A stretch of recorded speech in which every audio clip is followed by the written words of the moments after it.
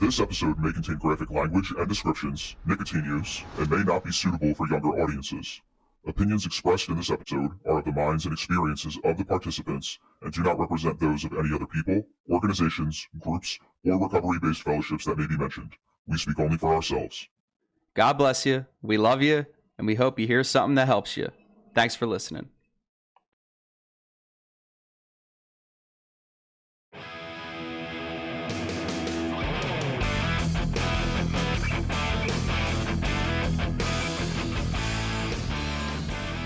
We're live, bud. Wake up. What up? I was telling your dog about how my dog's doing. Can you pull those blinds down that are behind you? Is it too, acrobatic of you?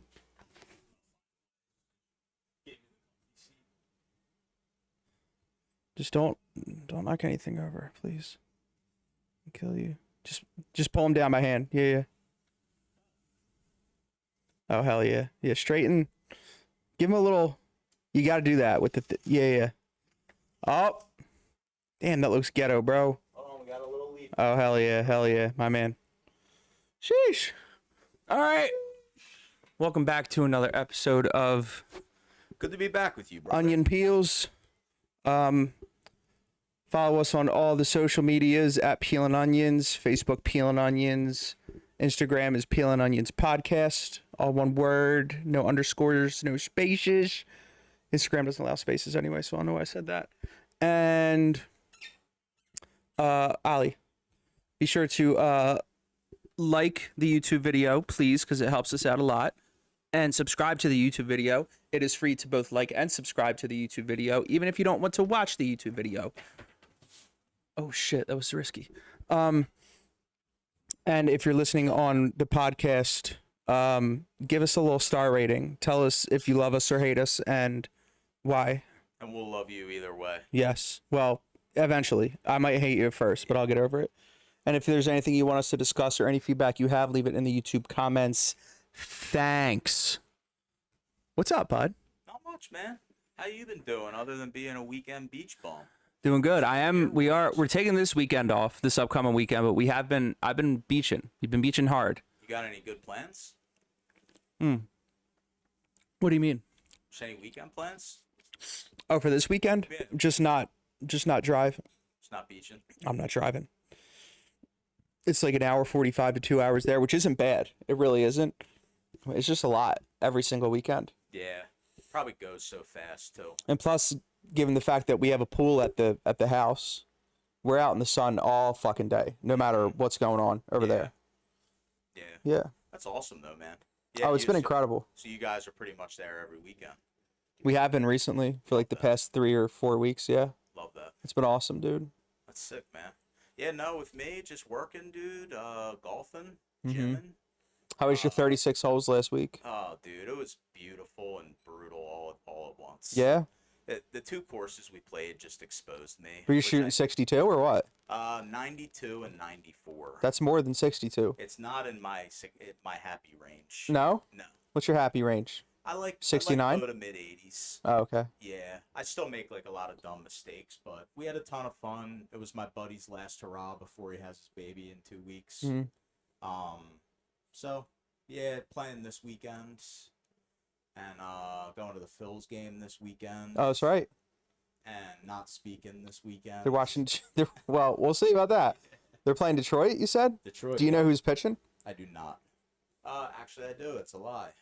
I was talking to my buddy at work today that I'm going with. He said it's Wheels, which is very good. I meant for the Tigers. Oh. Because if it's Wheels and Scooble, it's up in the air on what's going to happen. Because, well, it might be because Wheeler, well, I don't know, because Wheeler was going off of like irregulated rest, given that he said no to the All-Star game. Mm-hmm. So I think that's the case, because Sanchez would have had to pitch that day, and Wheeler took off to rest, and they had off all that time.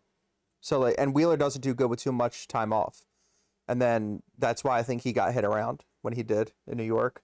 It was New York, right? He let up 4 runs against Rodon, Carlos Rodon, yeah, who I have both of them in my fantasy team. So how's your team doing? I'm in 4th out of 10, 12? Top 4 10. make the playoffs, right? Yeah, That's usually yeah, how it goes. yeah, Nice. yeah. I just got hit with. I picked up a pitcher, Bryce Miller from the Mariners. He was already on the IL 15. The day count is completely. I don't even know why they do that in baseball, right? Have you ever thought about this? Like some guy will spend 3 months on the 10-day injured list. Like what does that even mean? Yeah, I don't know why they specify. It's not even days, 10 dude. games. It's Like weird. it's more than 10 games, easily more than 10 days. Even if you go by business days, it's more than 10 days. Yeah. Like what's with this? I don't know if it's like it's not cap or money management because they don't have a cap, which I mean, speaking of which, I don't want to get sidetracked, but there's probably not going to be baseball in a couple years. Do you know about this? They gonna go broke? I think there's going to be a strike Why? because the commissioner wants to put a salary cap in the league because Pittsburgh, White Sox, Rockies, all these teams, even like the Marlins to an extent, they don't want to spend money. They're cheap. They don't sign players like they're not like the Yankees or the Dodgers or us or even any of these other mid-spending teams. Like they're cheap. So they want a salary cap.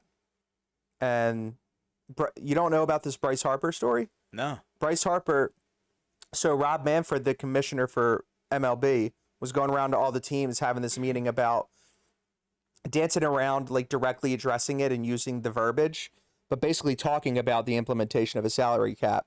And Bryce Harper goes, "You can get out of our fucking clubhouse right now." That's exactly what he said. Apparently, it's like the headlines are kind of like TMZing it a little bit and like blowing it out of proportion. Apparently, it was still pretty respectful, but Bryce still was like, "Yeah, dude, like we don't want to hear any of that shit." So is that basically the consensus though? Is that it's to the salary cap would be to limit the better team's ability to spend more money? They think that it would even the playing field, Okay. which is like lowering like the most amount of money that you can give a player doesn't mean that other teams are going to be willing to also give that amount to that player, even if it's lower than the number that they're getting right now. Like say that Juan Soto's contract was capped at like 450 million for the next like 15 years or something, and that's what like 10 plus a year, something like that. I would say so, yeah. I don't know why I'm brain farting on 450 basic math right million now. over 15 years. Wouldn't that be 30 million a year?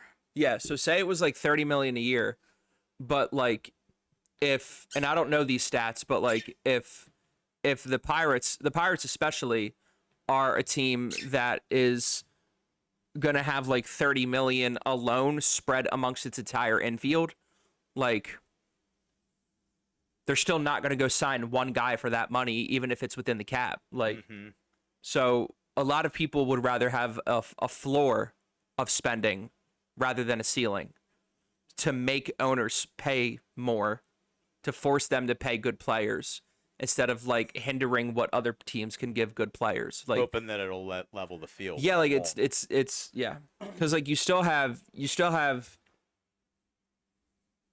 I don't know, dude. Like I don't know how the apron system works in NBA, but I know I don't really remember hockey before a cap, but I just hear it was better.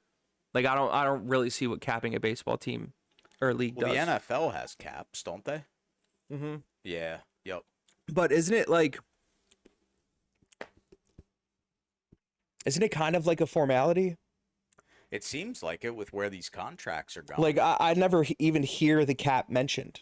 So a few weeks ago, I Googled who in 2025 has the most money to spend, just because I wanted to see who was going to be able to build their team. Probably like And I was Carolina able to see or like somewhere. how many 100 million every team Or was it like has. Carolina?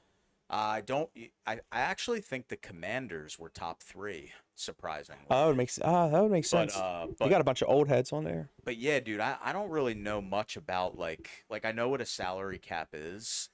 I'm still old school about like I thought baseball still had the system where like you take in a younger player and they have to go through a period called not extradition. That's when you get somebody from a foreign country.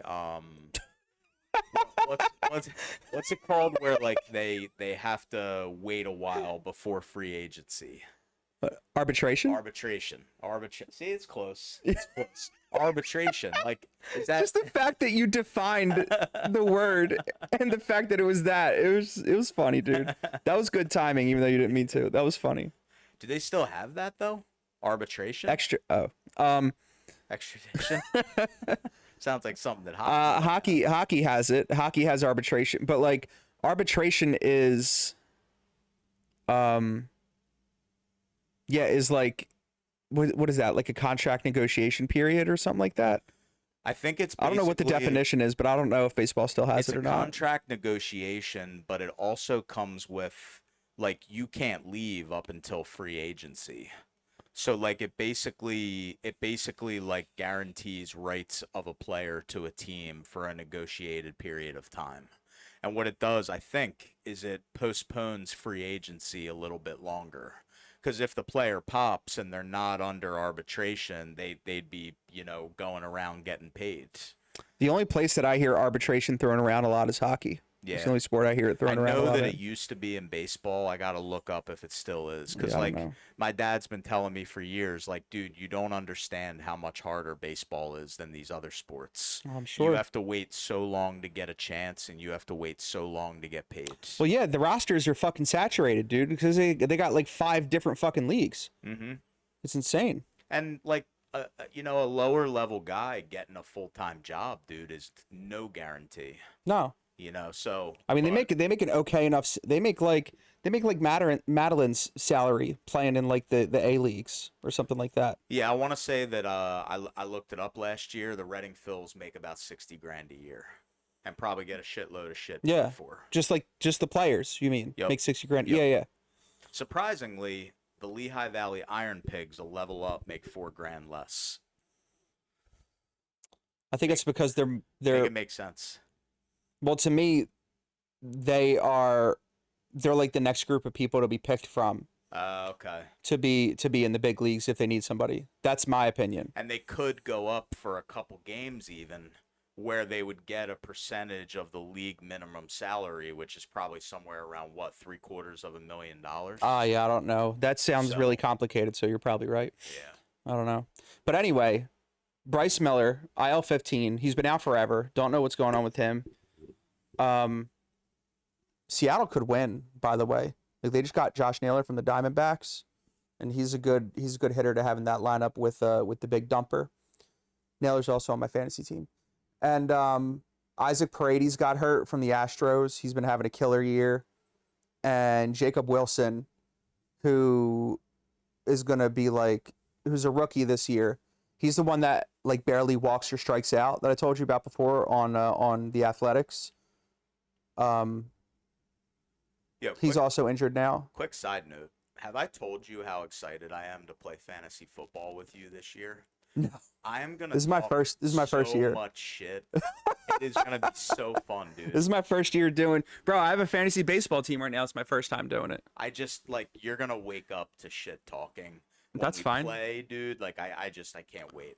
Nah, you go ahead and take Jahmyr Gibbs, and we'll see what happens.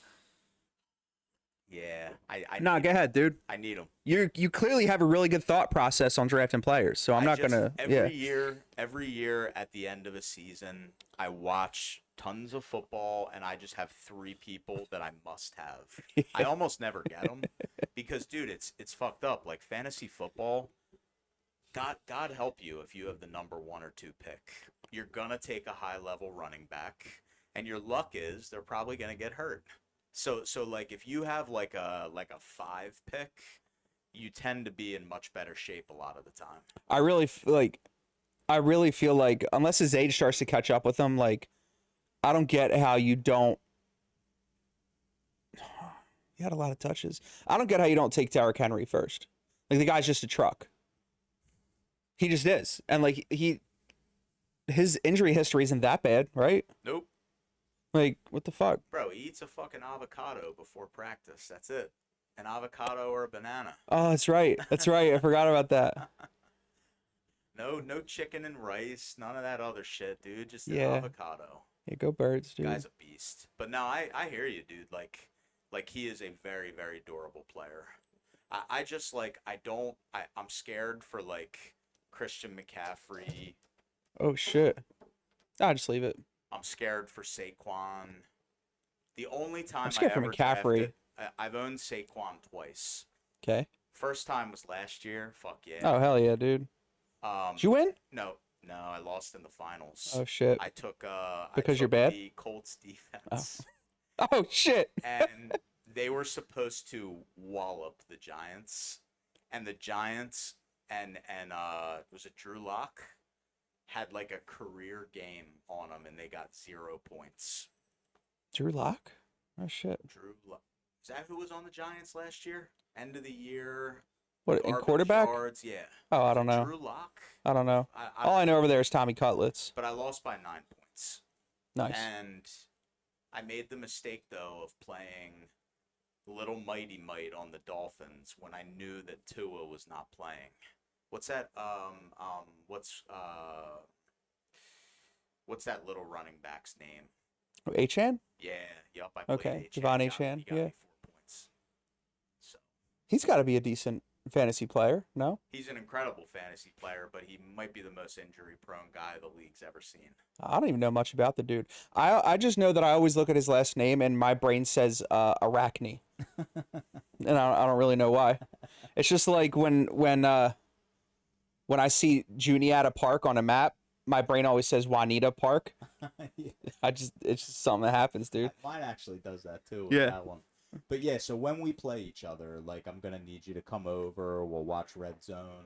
Okay. Like I'm very excited. I don't. No, I would love know- that. I don't know a lot of people in the league I play in well enough to just like dump endless shit. But it's coming your way, dude. I cannot fucking wait. Oh shit. That's funny.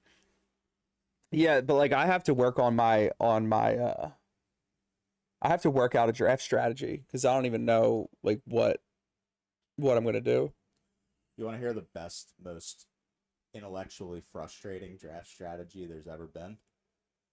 Use auto draft. You'll be fucking awesome. I don't like that though. Dude, the people, it's like this thing in fantasy football. It's probably the same in fantasy baseball, maybe. The people who like do all this research and they come to the draft with their laptop and they're all serious.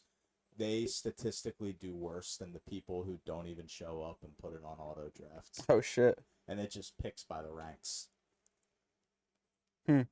Interesting. So, but yeah, can't wait, man.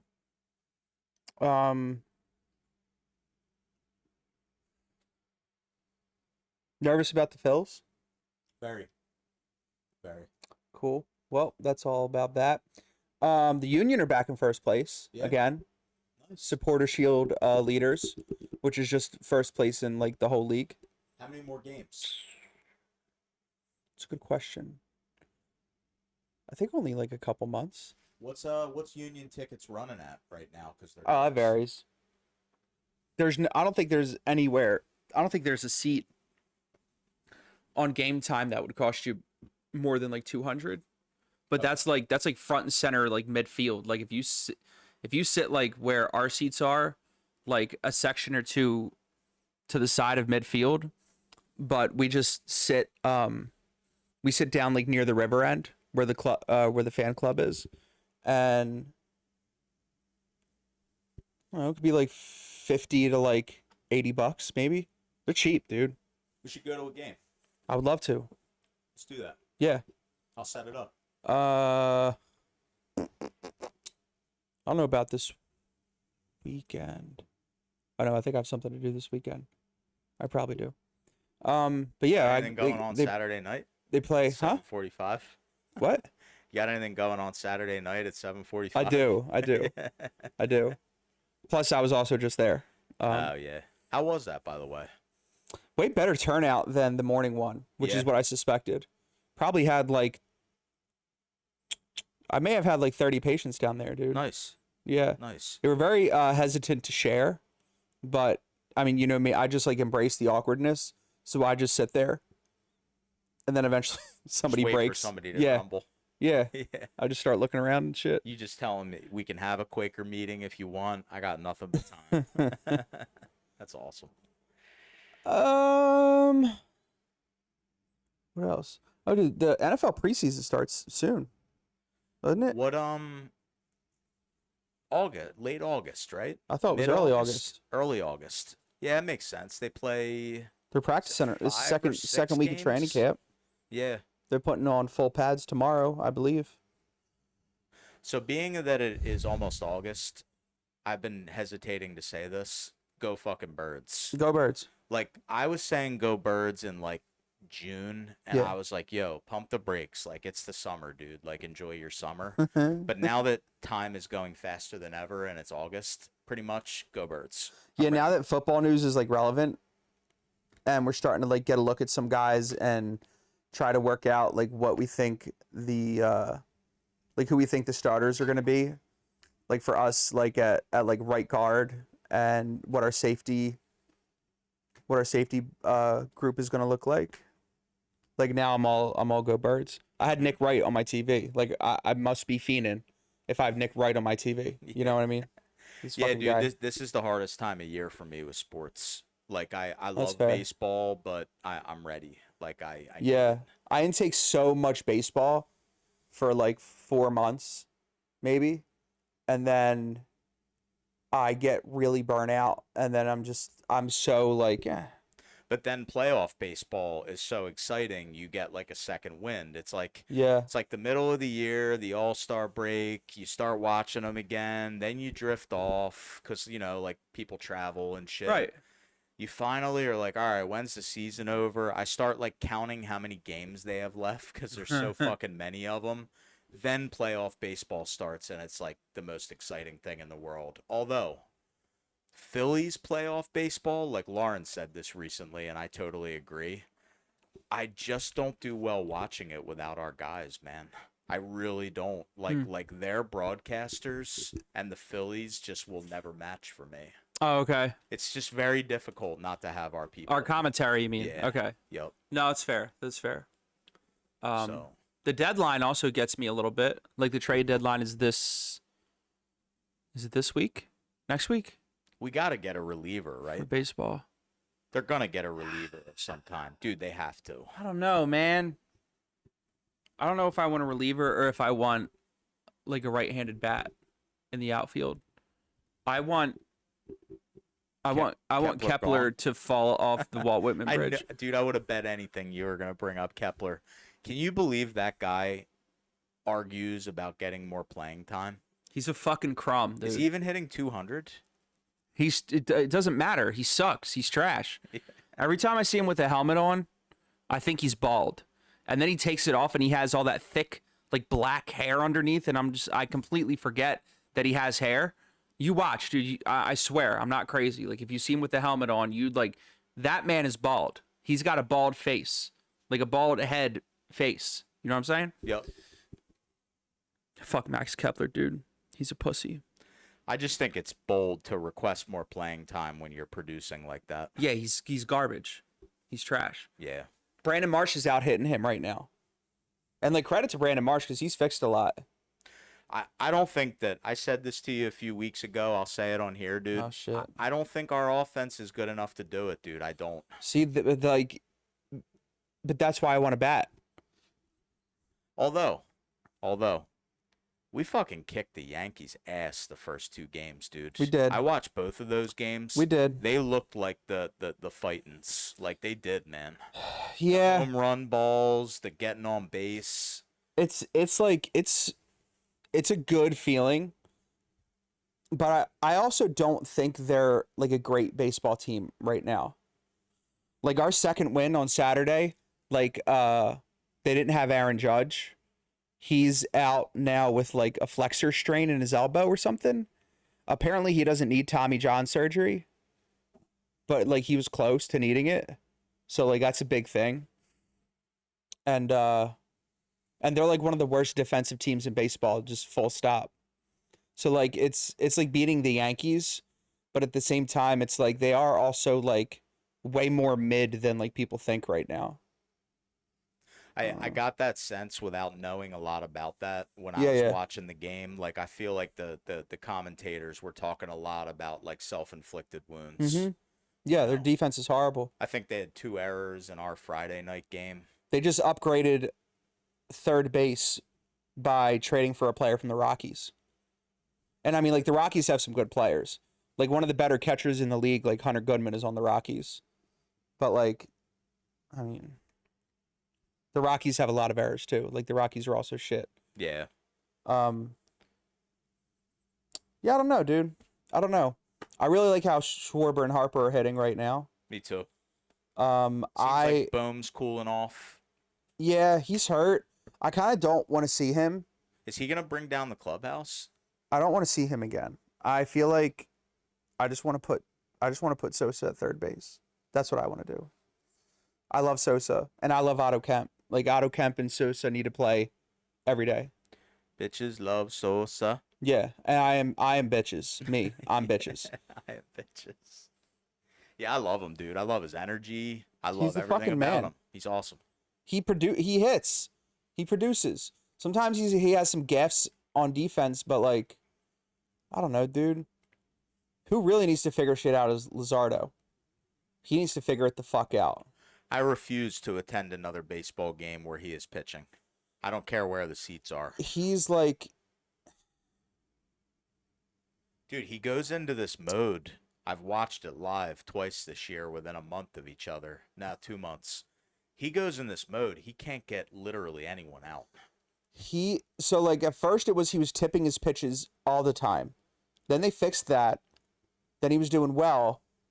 Now it turns out he's tipping pitches from the stretch with runners on base.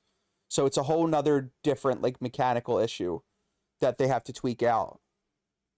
And he's pitching tonight actually, so we'll figure out if he can beat the goddamn White Sox. They were 38 and 68 as of last night. Who? The White Sox. Oh yeah. Going into last night's game. Yeah. I think they I don't know. They've beaten good teams. I'm pretty sure they took 1 or 2 games against the Yankees and the Dodgers and stuff. Mm-hmm. I know it's called the Yankees mid, but like they're not the White Sox, so they're gods to the fucking White Sox, right? Yeah. I don't know, man. And hockey season starts in like less than 3 months, I think. New year for me. New start. Yeah. Start. Hopefully I can watch Remember our deal, right? I know. Hopefully I can start to watch the Sixers when they have a team that is emboldened by getting some sort of package back for Joel Embiid. It's like everything that I've heard, everything that I've seen. I've gone back and watched a little bit. Like how does the city put their faith in this man? You can't put your faith in this man. He is Wicked Witch of the West with like water thrown on her, melting before everybody's eyes. Half of the man's face stopped working last palsy, season. right? Like what the fuck? That was policy. He's melting, dude. Yeah. He's giant. That's what giants do. Speaking of which, have you seen this kid? I think is he from Duke? There's this college kid that's 7'9". Dude, it's wild. It should be illegal. He turns around Yo, if you and can dunk does without a jumping. hippie, does like a little tippy toe, boop, and just puts it in the net. You sure you can't dunk without standing? How long is your arm I mean, span? while standing. Yeah, while standing. Well, I guess it doesn't count because I mean I don't think that's 2 feet above my head. Hold on.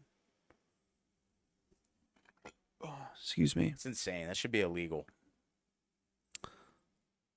Oh, he plays on Florida.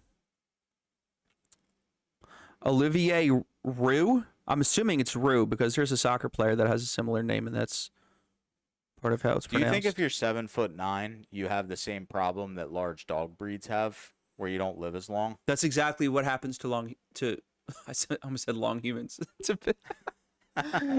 big humans. That's what happens though. Like gigantism is like has like a shortened 'Cause lifespan. your organs can't handle the load you put on it. Yeah, no Diddy. Yo, look at this. Wait. Look how tall that kid is. He's fucking massive. Like, that's retarded. Dude, Google how rare that is, man. Like if you look at the stats, that man is in like the top like 0.0000 many zeros. His foot is on the ground. He's touching the rim. If you're listening to this and you give a fuck, first of all, thank you. But like, you got to just look up a 7'9" basketball player, and you'll find this kid. And then let us know if you think that someone that tall should be banned from playing. I don't think you live until like, you definitely don't make it to your 60s. I don't think. Like, I'll be surprised if I maybe, you know what? Maybe that's unfair to say. How old's Shaq? Shaq was big. Is he like with 40s? Kobe and like wasn't it like the 90? He's got to be in his 40s at least, Gotta be right? in his 40s. Yeah. So maybe he's an exception. What's he? Like seven what? 7'1". Oh, really? Yep. Oh, that's different. I'm pretty sure he was 7'1". That's different, though. That's different. Huh. That still is the top 0.0000001%. Yeah. Yeah. Isn't it fucked up though, dude? Like I thought I never heard of taller than Manute Bol, who was 7'7". His like legs were so skinny that like He played ball? Yeah, he played for the Sixers. Oh shit. Yeah. I want to say he was Nigerian or Kenyan. But he was crazy to watch. Nice. So, Good shit. but we'll see, man. 15-15. That's our deal. What do you think about the Flyer season, dude? I think it's gonna be great because I'm gonna watch. You got nothing for me? Nope, nothing. That's all right, dude. I don't want to show these people watching us how little I know. I mean, you made a comment about their coach a couple months ago.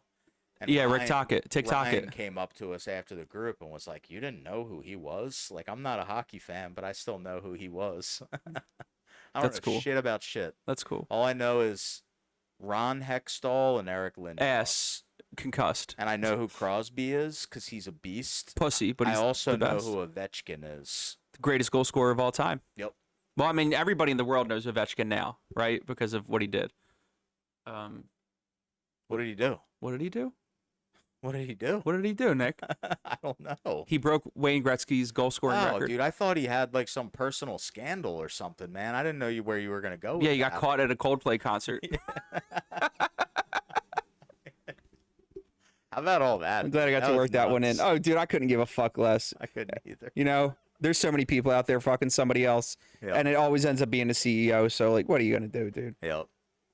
What is he like? It's like an aerospace company or some shit. Mm-hmm. Like that kind of money. What else did you think the man was doing? Not fucking somebody else? Like, come on, dude. Come on. Cool. So with all that being said, let me get a. I'm gonna get a timestamp for the people that don't give a shit about all the stuff that we have to say. 33 minutes. Good stuff. Okay. So how's like it's a weird question, man, but how's like the recovery front? Like how's I don't know, how's like your kind of personal evolution going? Pretty good.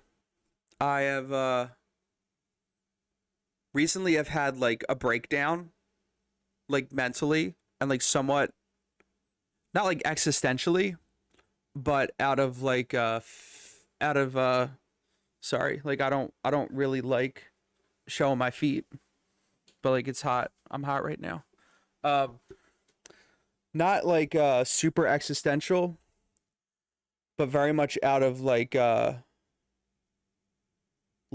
doom and like catastrophizing my problems and feeling like I'm running out of time to make like important decisions in my life. Shit like that. Yeah, dude, I feel like I've been through like a few of those to varying degrees. Yeah. I hit a pretty rough one at 40. Like I hit a pretty like I always forget how old you are, dude. yeah, dude, like what the fuck am I doing? And like, you know, just like I felt like when I was 30, I was like building up my life. Yeah. But now I feel like at 40, like I don't know. Not to make it about me, but I have No, like dude, a I huge don't one of care. Yeah, those. dude, I'm not talking to myself. Yeah. But I wonder, like, do you feel like just hearing the way you kind of threw that out there, Hmm. like, do you feel like part of you was just needed to be broken down? Probably. Like just an unnecessary part of like who you're gonna be moving forward. Do you feel like that shit just needed to be like clipped away? Yeah, that's like the general. I always end up at that conclusion, or it's always at least part of my conclusion when I hit a moment like that. It's always like, okay, I don't know what it is, but like some part of me is like being shed right now. Usually it's more often than not, a common thing is my lack of willingness to ask for help, because I find myself more willing to ask for help when it's done, and then realizing like that was a major part of the problem. Because like not only by like not asking for help does my problem not get fixed by me, Mm-hmm. surprise, surprise. Um, but I also carry the weight and responsibility of both having the problem and having to figure out what it takes to fix it, and fix it in the way that I think it needs to be fixed, Mm-hmm. and find a starting point.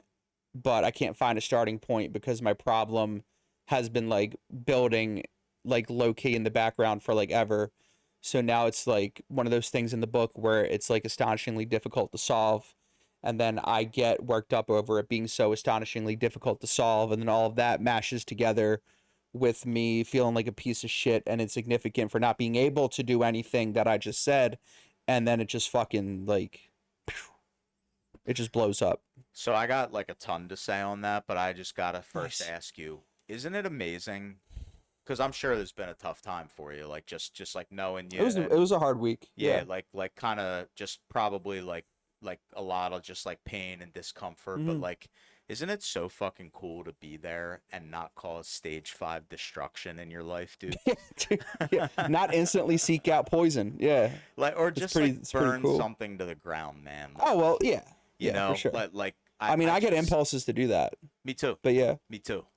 Yeah, it's kind of just like a side of me that doesn't cope well with the hopeless emotion. Hmm. Like everybody else, like my emotional range, right? Anger, confusion, sadness, whatever. When I start drifting into hopelessness is when I get that desire to like kind of start destroying or shaking things up. Hmm. So that's kind of a scary one for me, but I don't know, dude. It's just like such a blessing to me to not have to destroy, Yeah. to like be able to like just let life rip whatever needs to get ripped, but not just burn the whole fucking structure down. Right. You know, it's like Yeah. such a blessing. Yeah. But it's equally as terrifying when I feel like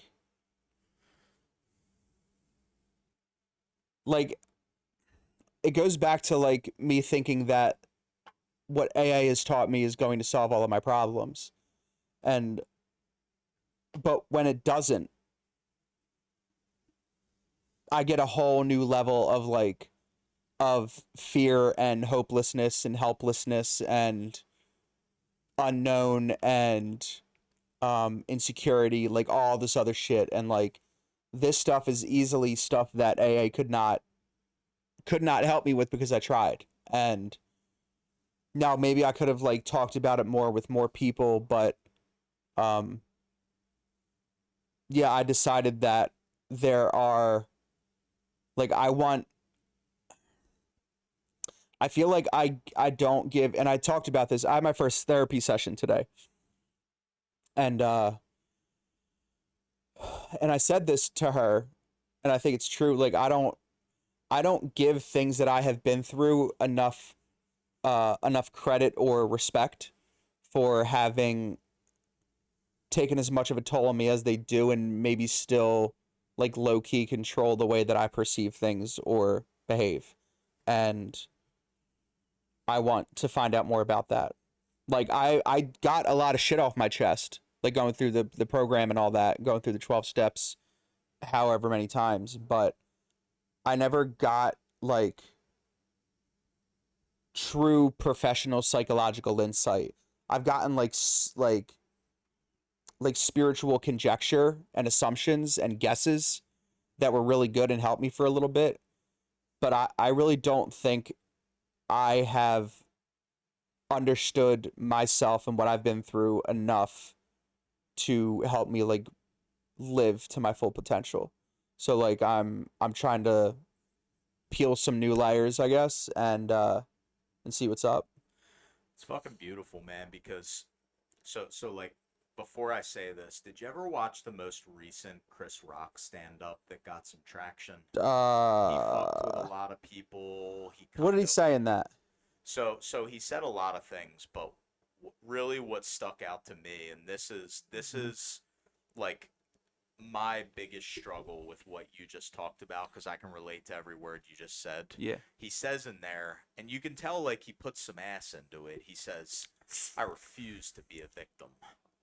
I'm a lot of things, but I will never be a victim." Okay. And he's kind of like, he says it, not to get on a sidetrack, but like he says it in context with how like everybody wants attention and everybody's a victim anymore. Right. You know, but so my pride won't let me be a victim. Mm-hmm. So what it does, I think, is it minimizes all my struggles and doesn't give them like their fair day in court. Right. And that helped me to survive and like rise up a few levels of like responsibility and action and self-awareness. Mm-hmm. But I don't think that it ever gave me the opportunity to see myself differently.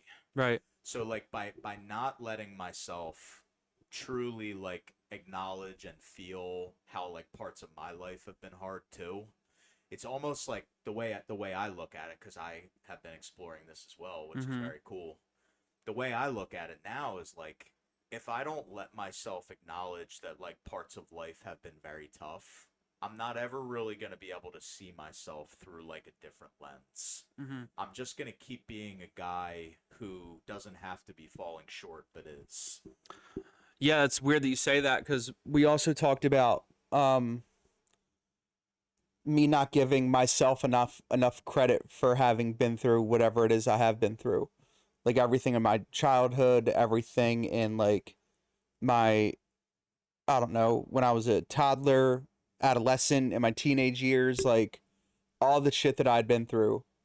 I just kind of never really, and I don't know if that is like something that I learned, like if I'm too afraid of ego, I don't know what it is, but it always just felt wrong to pat myself on the back for surviving struggles for some reason.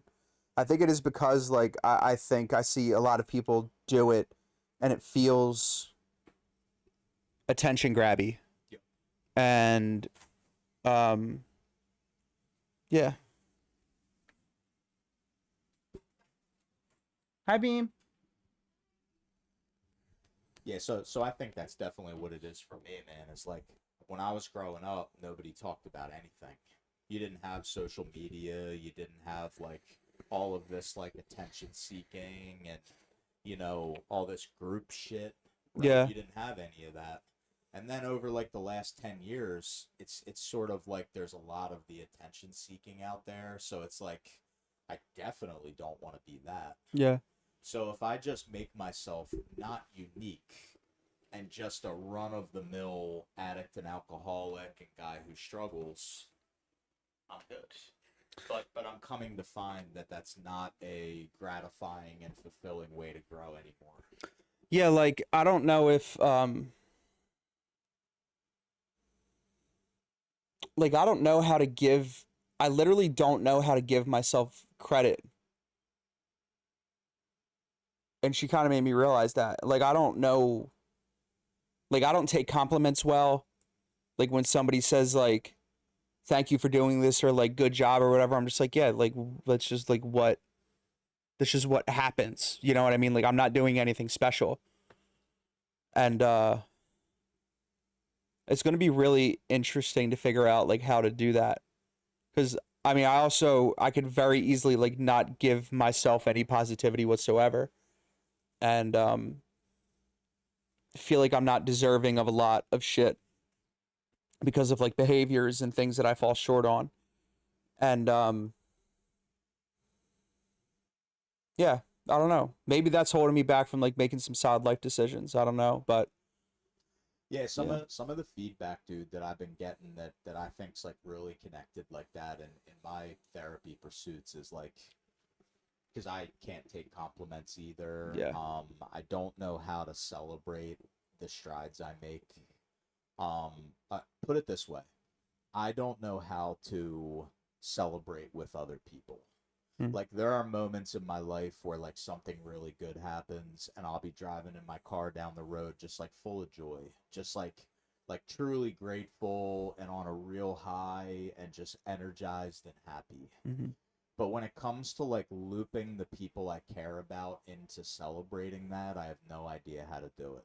Hmm. You know, I'll never forget like my first year of recovery, that one night a week where the group invites the community, Mm-hmm.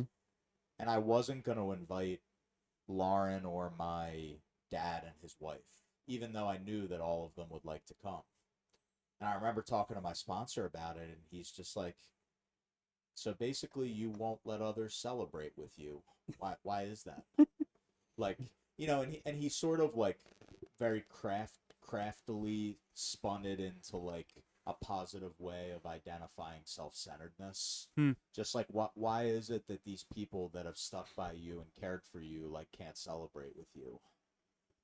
Like I understand he that. didn't give me like some spiel, but yeah, dude, like I think that for me, the inability to like acknowledge and celebrate strides also goes with like not validating what I've been through, Hmm. you know. Yeah, it's definitely going to be interesting to see what comes out of it. Um, aside from that, I've been trying to. I had a brain fart for a second. I've been trying to work on my sleep a little bit. Um, the phone thing has gotten a little bit out of control again. Okay. Um, did I tell you about this cherry juice? Have you been doing it? You texted me on the way home from a meeting. Oh yeah, And I yeah. went and bought 2 bottles of it. Yeah. How'd that work for you?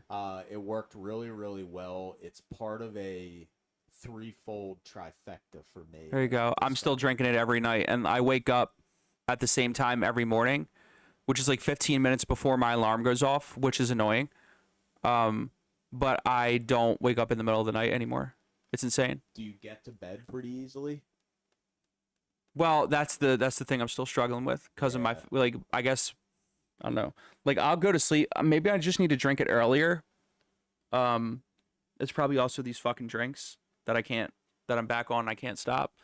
Um, yeah, I do have some trouble getting to sleep. So when it comes to going to sleep, dude, I have a very strange. I don't know exactly what it is, but the way I can best identify it is, I have a very strange like FOMO that I experience, where I don't want the time that I feel is mine to be like given away.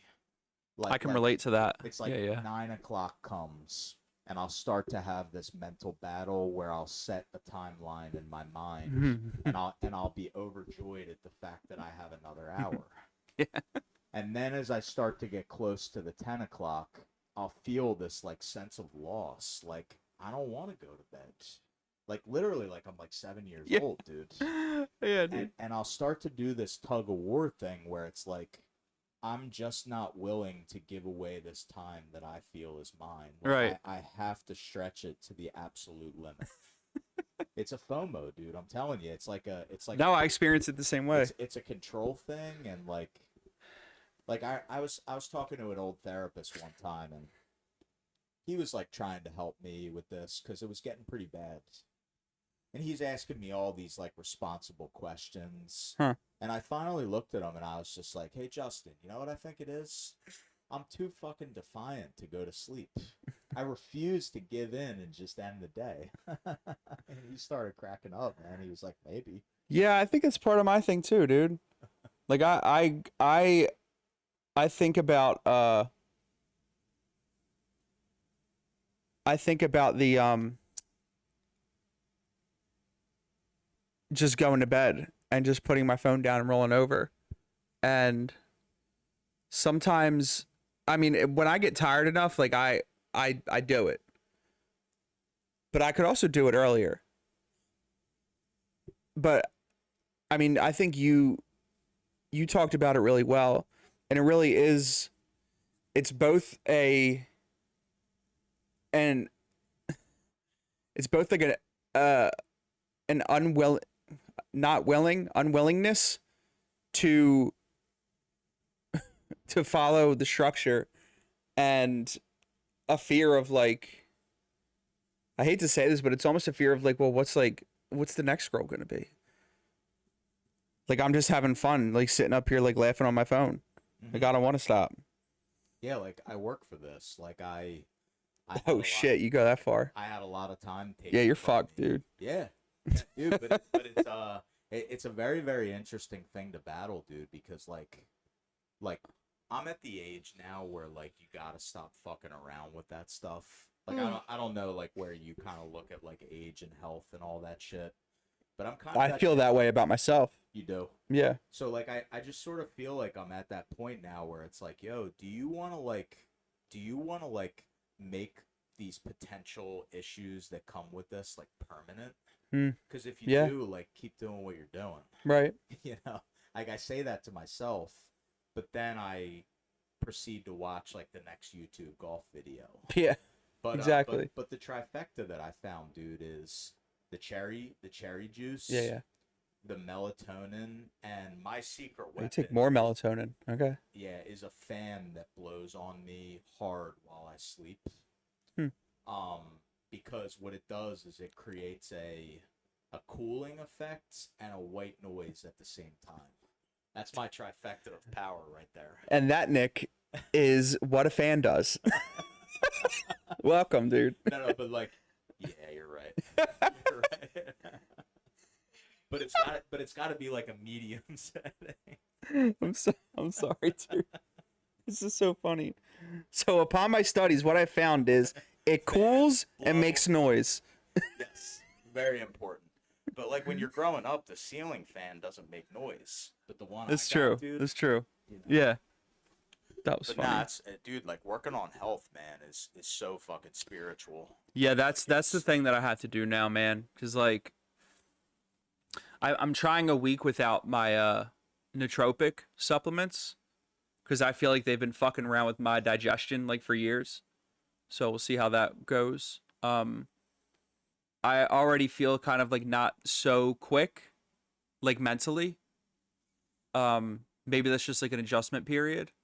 I mean, I've been taking them for like 4 years. Like I was taking them at RCA. You remember that? And so yeah, we'll see what happens. Because I feel like they also mess with my sleep. Like if I missed a dose or skipped one, and I slept without like any of it in my system or whatever, I would wake up so fucking exhausted, and it was like my brain had just got done like running a marathon. So we'll see what a little bit of time goes without those. Yeah, man. Nah, it's good though, dude. Like big areas for growth, big uncomfortable areas. You remember last Wednesday when we were talking about like routines and practices and all that stuff? Like I didn't share in that meeting, but like I was kind of thinking about what my like kind of what I've been doing lately, like what have I been kind of doing each day. Okay. And I was thinking about how like I'm not the greatest like structure guy when it comes to like daily practices. In terms of like I wake up, I do this, and then I do that, and then later I do that, right? Yeah, I can be really inconsistent. Me too. And but I was sort of thinking in that group, like what have I been working on? And you had like this glare on your face for a minute, dude. It scared the hell out of me. You should open one of these up, dude. I think we're getting dark on the screen. Should I? Yeah, I got you, dog. Do a little bit of this. Yeah. But yeah, I feel like something I've been like getting after lately is just trying to each day ask myself like one or two introspective questions that I don't try to answer right away, but that kind of like takes me to a centered place. Okay. So like so like for example, maybe this week or a little bit longer, I've been asking myself these two questions like, um, what are you excited about right now? Like, what are you driving at? Hmm. And I try to just sit with that answer because like I want to allow myself to go to that emotional place. Mm-hmm. And then another answer, that question I've been asking myself is, what are you falling short on and why? Hmm. And like it's been kind of cool, dude, because like remember how a few minutes ago you were talking about like I can't out AA it or out program it? Yeah. So like one of the things that I think I'm kind of like uncovering with myself is how like sometimes just out actioning everything distracts the place that I'm actually in.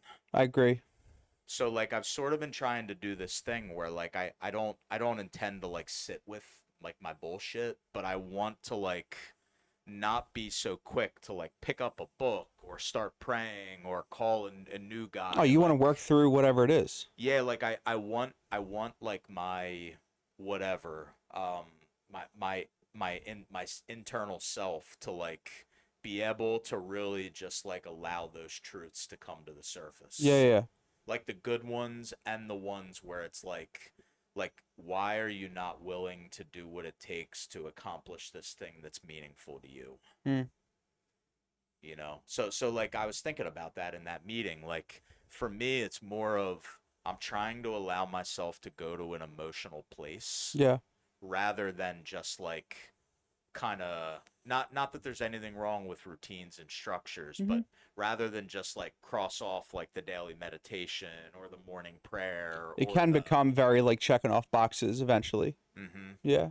Yeah, and like it's interesting how I've talked to a few people recently that are like exactly in that spot you described that Hmm. we sort of like just both talked about like a good friend of mine talked recently about how like he's been having some things come up that he can't out program, and I'm kind of like I'm kind of like keying into that like that helped me get this far, that helped me grow tremendously, but I think it's time now to start like delaying action sometimes so that I can allow like the reality of just where I'm at and what's going on to like really materialize. Yeah, it's fair. Um, most of the action that I take in like given what the program has given me is like of the sort that you said you're transitioning into now. Like I tend to sit with my shit a lot and but sometimes I can just not do it productively. Like sometimes it just takes on like the old narratives and the old pathways and then ends up in a bad spot. Um the one thing I struggle with is like is it is it that like the program can't be applied to everything because it used to be, right? Like it used to be for me. So have I outgrown that or am I trying to justify my lack of willingness to apply it with the same tenacity that I used to with an excuse of, well, like things are different now? Because that sounds like exactly something that I would tell like a patient in RCA is like, sounds like you're justifying, dude. Like low key, your ego is like at play. So like Mm-hmm. that's what I've been thinking about is if I have really just become more like excuse driven and justification driven away from like spirituality, working through things, um, just because they're like deep emotional things now. That's what I've been trying to work out. I still don't really have an answer to that. I think about that a lot too because like it's fair to say when you put some years together that like your ass isn't on fire much. Yeah. Like you like I have moments of like unhappiness and discontentment and self-doubt and like Hmm. everybody else like quite often. But my ass hasn't been on fire in a while, dude. Like I pay my bills, I have friendships, I have a lot of people in my life that are healthy, people that care about me. Yeah. So it's like I don't want to say that my life is like absent from pain, Mm-hmm. but significant like path altering pain hasn't been there in quite a minute. Right. So is it that I'm not going as hard, or is it that like I just need to keep like modifying the way that I do it because I don't have that thing that I'm sort of running away from, it feels like. Right. Like that's sort of something I really think about, you know. Yeah. That's like my biggest thing is like wondering if I've just talked myself out of what could be the solution. Um, just out of like pure like maturing and justification. Yeah. Yeah, I don't know. Yeah, I've been thinking a lot lately about why it's so hard for me to ask people for what I want and need. Okay. I think it sort of ties into like just kind of the theme we were at before of like maybe not like validating our experiences or like acknowledging like the strides we've made, Mm-hmm. but like I've been starting to dig into that one a little bit more, and like I had this like sort of strange feedback from my therapist the other day where she said like I was sort of approaching her like, so what's the solution? Right? Like I was going there. Mm-hmm. And she kind of answered it, man. I don't remember exactly what she said, but it was sort of like there isn't one. Hmm. And it like fucked me up. It was like it was like I didn't expect it. I sort of had this thought that came into my mind that just I haven't figured out, and it's like maybe that's where I get myself into trouble, is like I still sort of look at every problem that I face as something that needs to be solved. Mm-hmm. Whereas like maybe it's just going to be like something that's always there, but you just learn how to live above it a little bit. Yeah. Sort of like character defects, Yeah. you know. But she really mind fucked me when she said that. Like I don't have a solution for you, Bitch, I'm paying you. right? What are you talking about? You don't got a solution. But like that's how it's funny, man. That's how I'm trained to think. Is like, okay, what's the math problem? Like I have a high dose of self-centeredness plus a medium dose of fear plus a small dose of resentment, a little bit of willingness. Like what's like, let's put this equation together. Yeah. Like that's sort of how I learned how to reason through my problems. But it just seems like life is like kind of like playing 52 pickup with that shit, like just throwing it all over the place. Yeah, I don't know, man. Like I don't know if it's that I always say that like the ego plays tricks on like getting us away from spiritual work because in a way where like and that's why we deal I've said this before, like that's why we deal with inside problems because the inside problems never change, just how they present on the outside does. And that could be very tricky. And that's why we can easily like misdiagnose like what's wrong, where is it wrong, why is it wrong, and that kind of shit. Um and I just wonder if like stakes just get higher the older that we get. So the material changes are way different because they have more severe implications, right? At least in our mind. Like relationship struggles are different because it's a marriage now. And like financial situations are different because now I have a mortgage or like dogs to take care of or children. And it's not like I'm struggling to pay rent in the recovery house anymore. Like now other people are directly affected by my financial problems, just hypothetically as an example. So like I wonder if just because of like the heaviness of the implications of the challenges and the changes in real life as we get older and acquire more things, it's way easier for us to just get like thrown into left field with trying to seek out like solutions when really we just do the same shit we always did. It's just like it's just like another biggest leap of faith after another. You know what I mean? And the weight just keeps feeling heavier whether we want to acknowledge it or not. Right, but like that could also very well be like an important part of the equation. Yeah, dude.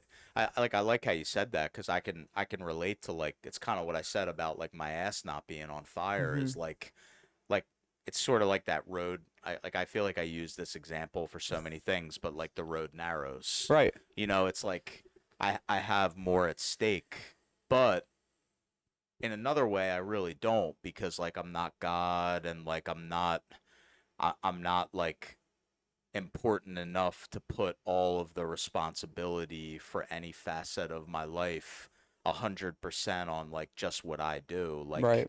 Like especially as a person who has other people in my life. Mm-hmm. You know, but yeah, dude, like that's big for me because I hated this word I'm about to use, so like prepare. Just prepare like, but maybe the longer you go, you do need more of that self-forgiveness thing. Hmm. Like maybe like I used to hear Are you people telling me to go read a self-help book? No.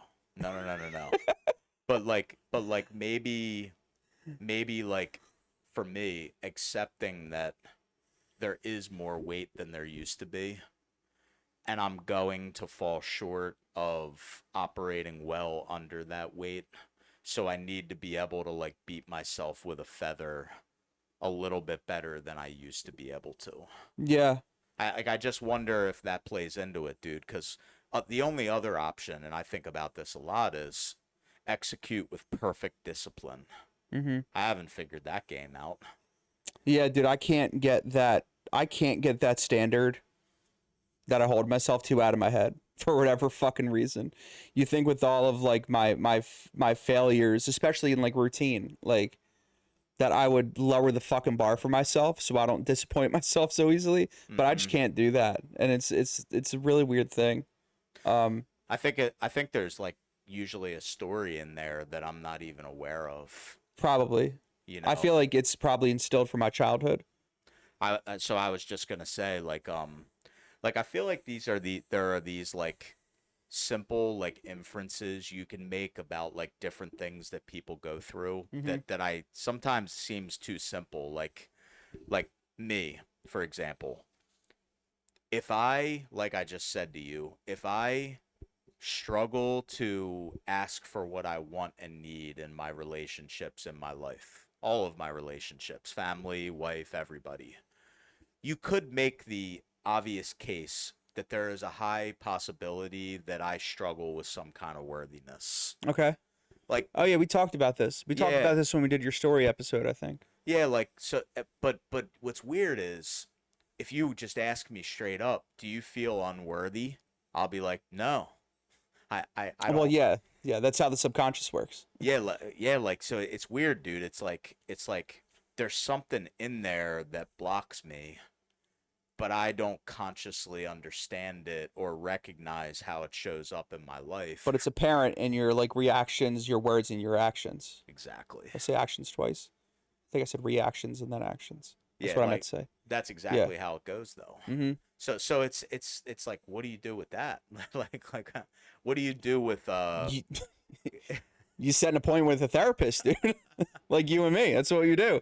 That's what you got to there's no do. solution. You Yeah. just do it. There's no chapter on like healing the inner child, bro. And I really think like that's what I do think I need some of that.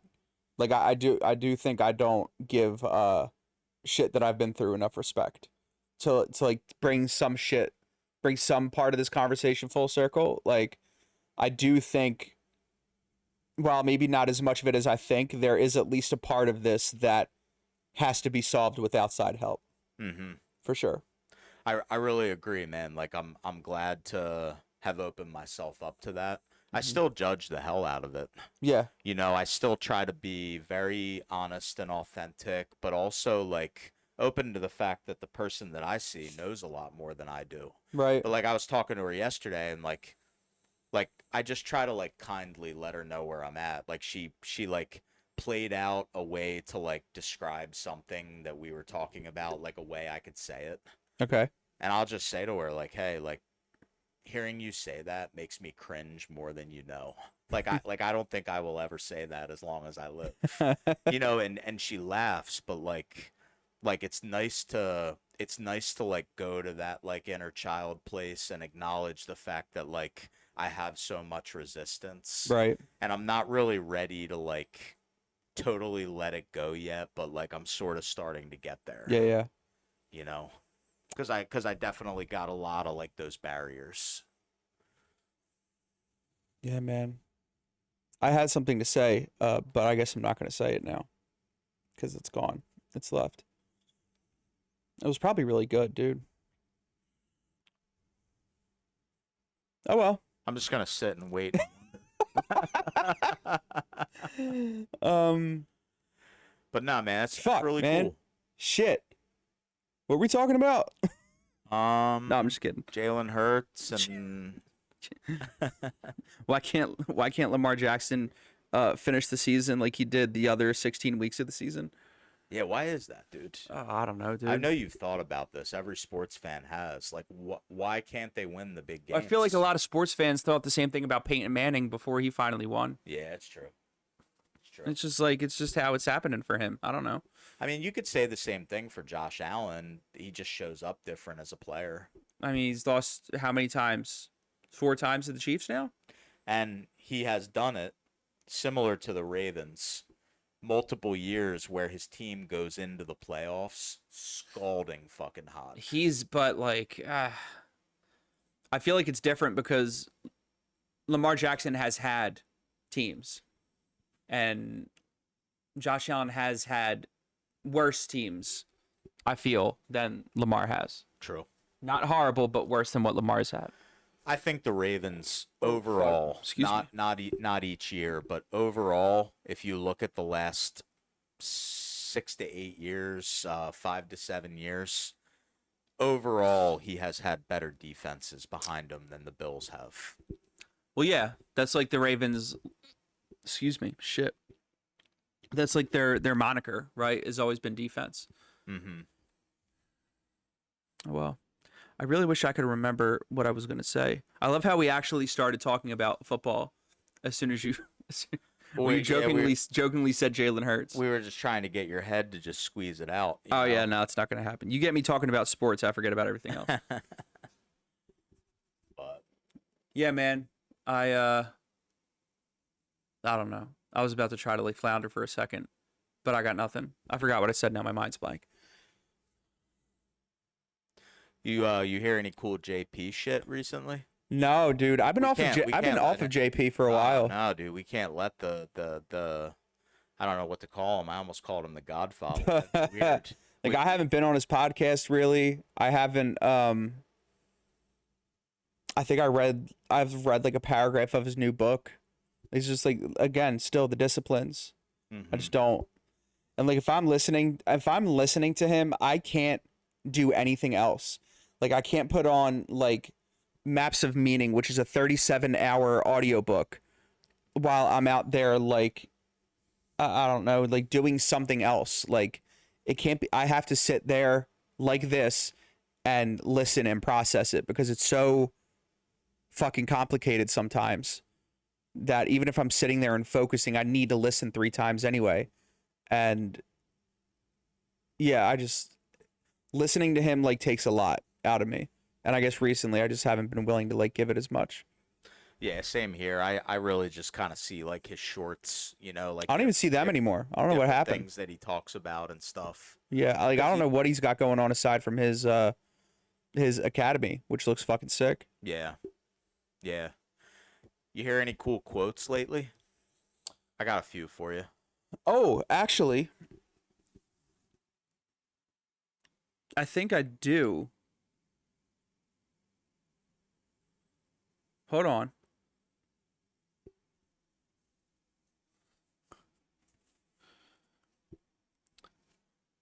It actually applies to like what we're saying. So change only happens when the pain of staying the same is greater than the comfort of where you are. You look like you're either going to laugh or cry. I just was taking it in. Yeah. Yeah, Yeah, I guess like, you know, where my head really goes with that is like people that like I work with in the program and just wondering how to help like certain people move forward with sobriety. Mm-hmm. Like that. I feel like that quote like goes to the very forefront. Yeah. It's like how do you help a person like I guess you can't, but like what does it take for a person to like sit with those two things? Like I'm Yeah. in so much pain now and I can't do this anymore. Like, how do you push? Where my mind goes is, well, one, it's very relatable and true. Like, any major decision that I've made or any change has only come after pain. Like, I never do it beforehand, even though I know I should for a while. And then once the pain is greater, then the change happens, which I feel like is really common. But I just like the way that it was worded. Um, but it can be hard, and like I had a really hard time occasionally going through the steps on like remaining motivated enough to make the changes without having pain basically displace me and like send me through the changes despite myself. Yeah, dude, like when you were from what you remember, like and it's hard to say because like the only way you're going to be able to answer this is like looking back. Mm-hmm. Like I'm sure that if I asked you this while you were going through it, it would be totally different, but like when you were making big changes early on, right, in sobriety Mm-hmm. and like early adulting, like getting sober and starting all that, did you notice like a lot of like ambivalence, meaning like you're on the fence? Or were you kind of the type of guy that would like get frustrated, pissed off, whatever, and kind of say fuck it and just go? Like I've seen a lot of like both types of there's many types, but both types of people. Like some people take on a path of change very ambivalently, and Mm-hmm. some people are like balls to the wall, fuck it. And I'm just curious, like how you would say your early years were with that. Um,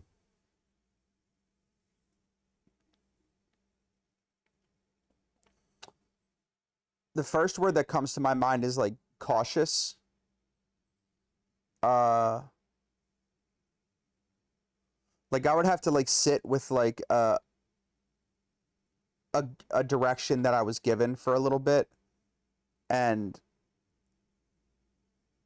the more that I would sit with it, like my trepidation would get low enough eventually to where I could take a step, but I was still, it was a combination of like not trusting something new that wasn't me, but knowing that I had enough distrust in myself that I had no other choice but to trust this new change. That's the best way that I could describe it. So like when you took that first step, I like don't know if that equals ambivalence or what, but yeah. yeah, like so when you took that first step, did you notice like looking back that you were all in? No, Okay. no. Yeah, and like the reason why I ask, man, is cuz like I approached a lot of things with skepticism, yep. but I was told that if I did them, then things would change, and I was open to that happening, but I was very skeptical. So I think holding on to skepticism kept like enough of like my pride and ego around to, I guess, make me feel safe going through the changes. I don't know. But I definitely wasn't at either end of the spectrum. I was definitely in the middle. Yeah. Yeah, I think that for me, like I was kind of there too, and like this, like I'm gonna talk about how this sort of relates to like me today. But the more that I think about my early years of recovery, like having ambivalence at first, being skeptical, questioning everything, judging everything, feeling unique with everything, dude, I honestly think that what I did the early years was I just recreated skateboarding. Hmm. Like when I was a skateboarder, I used to go to a spot that I really wanted to get a trick on. Yeah. And it was such a cool time back then, man. A lot of times it was like what had become pretty famous spots. Right. And what I would do is I would ride up to whatever it was. Like it might have been like a hubba downstairs. The It might have Drexel been rail. Drexel Rail. Mm-hmm. It might have been the Great Valley Corporate Center handrail. Wasn't super well known, but like anything on like UPenn's campus was Yep. pretty tight. There were some pretty good spots. A lot of ledge work there. And what I would do is I would show up terrified, Yeah. but excited, right? Like 3 block. 3 block was sick. Hell yeah, dude. Climb through the fence. Fuck yeah.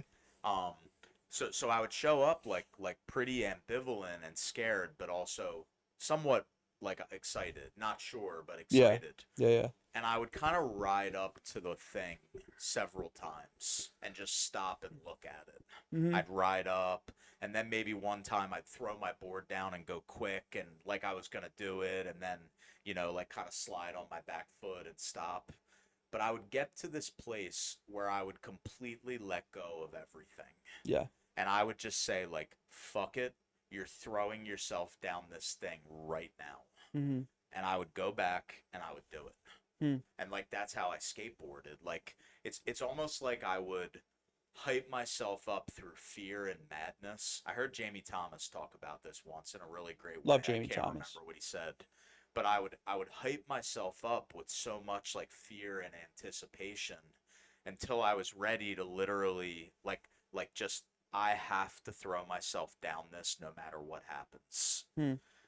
And like when I look at early recovery, man, like I almost reenacted the exact same process. Like go to meetings or listen to a speaker or go to an outpatient group or do whatever I did. And like I recreated that same thing. But like when I took action, I took it in a very like fuck the world, this is the only option kind of way. Good for you. Because it's the only way that like I ever like chased my dream back then. Like I never like some people I would watch skate, right? They would like get up on a handrail like 10 times and just jump right off. Mm-hmm. And I'd be like, you're out of your fucking mind. You're going to kill yourself. Mm-hmm. Whereas I was the type that was like, ride up, ride up, ride up, ride up. Okay, go time. And Yeah. I'm trying to land it on the first time, right? Like I got commit first try tattooed right here, but like it's just weird looking at how like moving through that ambivalence to just jump in early recovery works so well for me. Okay. But it's like kind of sending us this way, like some of the issues that I faced like some years in, I'm not able to do that as well. And sometimes it feels like it's the only way I know how to change, is be like balls to the wall, all in. Okay. But like you can't approach everything in life that way. No. And it's just hard. Not like, from a practical sense, at least. No, Yeah. but like emotionally, I want to so bad. Right. Like, I want to just like hyperventilate myself and get myself nuts and just go. I feel like I've got like a couple remnants of what I forgot I was gonna say earlier. Lay it on us. And oh, they might be going again. That's why I need this alpha brain, dude. Alpha brain, it would have been right there. I really think I'm forgetting again. Now apologize to everyone. No. I'm sorry. I'm sorry. I'm so sorry. Hold on. No, I got it.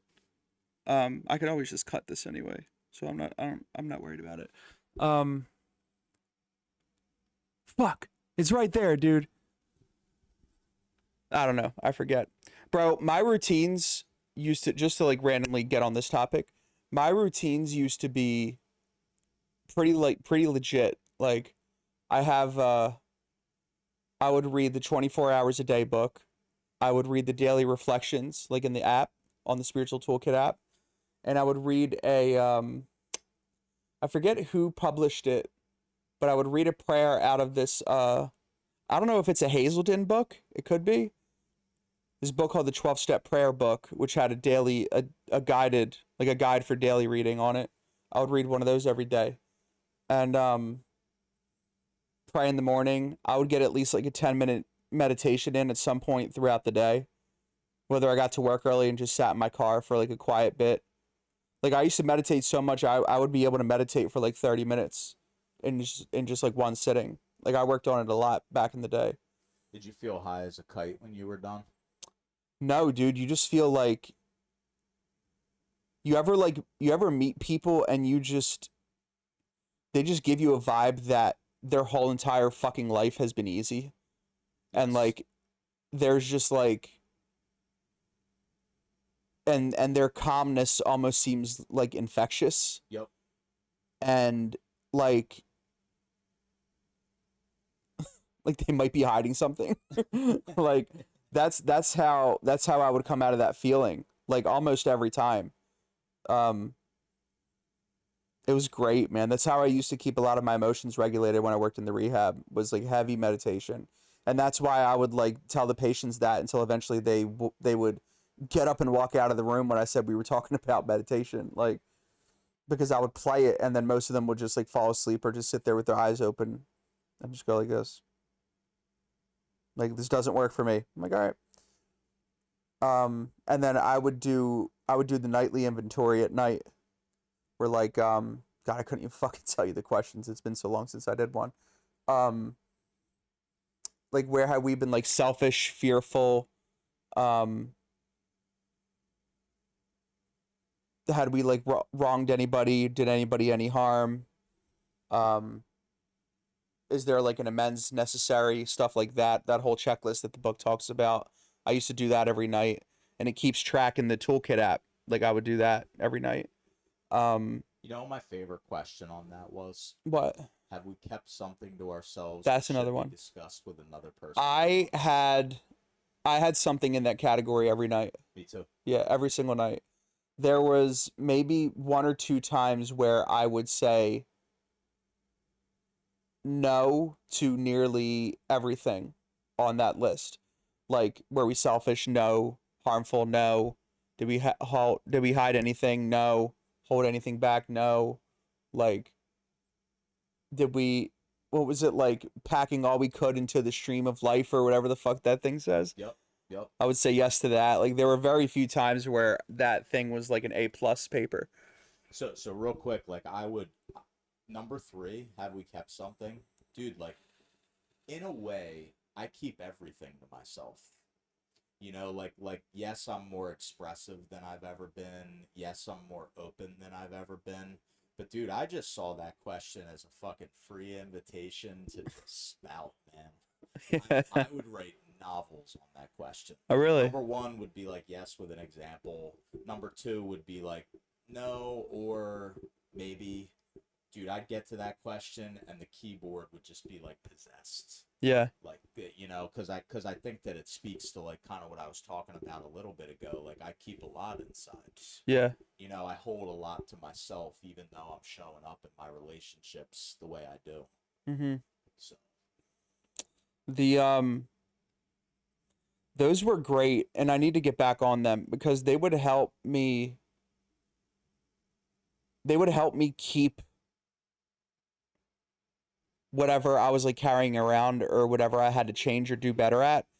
That would keep it would keep me walking around with it. Like it would keep it popping up in my brain, just having dealt with it a whole day and then writing about it at night. Like I would remember it the next day and go over it some more, and then maybe I write it again for like 3 days, and then eventually like I think about it enough to where I'm in a good spiritual place to do like the proper thing with it, whatever it is. And it actually did me a lot of good doing that nightly checklist. I couldn't tell you the last time I fucking did it, dude. Honestly. Like there were a couple times where I would pick it up like every couple of months, but I got so complacent with like meditations, spiritual like advancements and readings. Like I have all these fucking books in this bookshelf. I'm like, dude, I can't tell you the last time I took one of those out. I haven't listened to speaker tapes in forever. And like I've really been slacking on. I used to be like I used to do so much like AA shit and other spirituality stuff like all the fucking time. And maybe I've naturally been brought to like a fucking change that I can make. I should start to do more of that shit that I used to do all the time. That'd be cool. Yeah, man. I definitely like think that I could say the exact same thing times 10, and like I I have a desire to I have a desire to do what worked again, Yeah. but I also have a desire to keep letting it change. Oh yeah, for sure. And I don't know. I don't feel as though I have to pick one. I could do both. Yeah, yeah. I hearing you say that you want to do maybe you should do an 11-step inventory. Where my head goes is like I'm just gonna start doing an 11-step inventory and just like email it to you or something. You can read it or never read it, but at least I did it. I would never send mine to anybody. So I sent mine to my sponsor every night. Yeah, like we didn't do like. She said like if I wanted to, like I could. I don't know, man. I just feel like we're gonna get into a whole nother topic with this, but like, I mean, the sponsor thing was like fine for like open discussion, but I like. I feel like that's what the relationship with God is for. And that's what like that's a lot of what I would write at night is what I would meditate on. And I don't know if I'm fucking weird, if I'm low key, like actually I'm schizophrenic, like the rehab therapist thought I was or whatever, or psychiatrist, whatever that bitch was. But like the right answers would come to me without having to bring any kind of human power into it. Like if like my prayer was like properly regimented, and I guess that's like a very subjective way to describe it. But like I meditated a lot, was highly in tuned with like the gut, which is like where I think like physiologically like we can like feel like the spiritual connection, and if I get certain inspirations, I can tell if it's coming from my head or my gut, which sounds fucking weird, but I used to be able to feel it. I still can, like from a physical sense. And all of that stuff, like I would always arrive at like the right conclusion. Like I never had to. Sometimes if I was like really struggling with something in the moment, like I would bring it up to somebody else, but more often than not, like I would just work it out through like spiritual practices. Yeah. I don't know. Dude, it worked for me forever, man. Maybe it still will. Yeah. I don't know. It's like interesting to hear you say this because I wonder if like if I just started doing all that again, if I would start to like feel like I don't expect my problems to go away. No. If I could feel more okay with The perspectives would start to properly align again pretty quickly, Yeah. I think. Because like I mean, how quickly does going to a meeting make you feel better, right? Like as soon like I don't know about you, but I've had a couple of times where I fall off the beaten path, right? Back then it would last way shorter of a time than it has recently. And it would always pick back up within like a week. I'd be right back to like the whole spiritual thing. Mm-hmm. I don't think it would take very long at all. I'd probably put a lot of money on that. Yeah, I think it's worth a shot, man. Like I think I'm sort of encouraged to like start with at least one of those and just like report back to you. You know, because like I'm curious if it is that simple, like you're sort of painting out here. Like I feel like part of like what I'm getting at of what you're saying is like, could it just be as simple as like going back to the disciplines that put my life together? I mean, we're it's so funny because like in the most complex and roundabout way, we always end up to the most foundational, basic fucking shit because of all of our like our justifications and like overthinking and like catastrophizing and like all of this other shit. And then here we are, we just talked about like therapy, health and wellness, all that kind of stuff. And then inadvertently we end up back at like, dude, what do you think would happen if I just like went back to doing what I was supposed to?